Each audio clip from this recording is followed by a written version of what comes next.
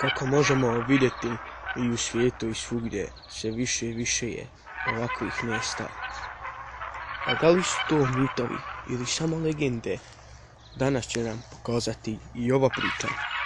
Ukleti bunar.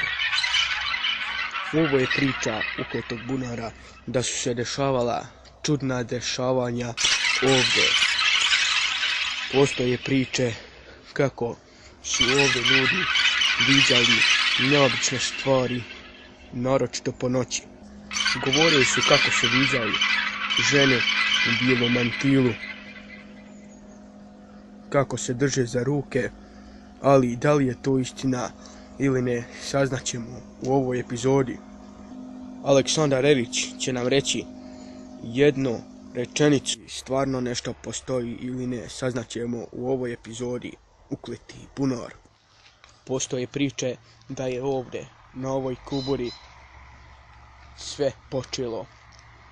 Postoje priče da je čovjek jednom prelazio ovdje sa konjom i konj nije htio da ide i on ga je udarao i izvadio je pištolj i ubio ga. Ovdje je konj negdje zakopan. Zato su ta čudna dešavanja ovdje. A kada padne noć, baš kraj tog bunara i kraj te kubure, proći ćemo, čekat ćemo malo da se smrkne i vidjet ćemo da li stvarno postoji nešto. Kao što vidite, smrklo se. Sada ćemo pogledati da li stvarno nešto postoji. Ovdje smo kraj ugla te kubure, za sada je sve ok. Ići ću tamo kako bih se napio vode i pogledati da li stvarno nešto postoji. Sve je tiho. Ništa se ne čuje. Sem ptice. Ali ja kod ptica. Ideće. Evo i to smo. Idemo pogledati. Nešto malo jezivo, ali kada se radi. Nešto se čuo. Stvarno se nešto čuo. To nisam bio ja.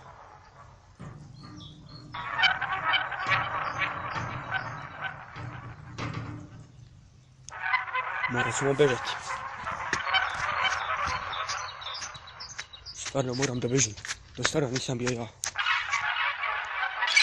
Tamo se nešto vidjelo. Kao da je stvarno bilo nešto u onom kanalu. Nakon ove priče možemo zaključiti da stvarno ima nečega i neka viša sila je u pitanju. Nešto se stvarno vidjelo i stvarno se nešto čulo. Da li je to samo priviđanje ili ne, ne znamo.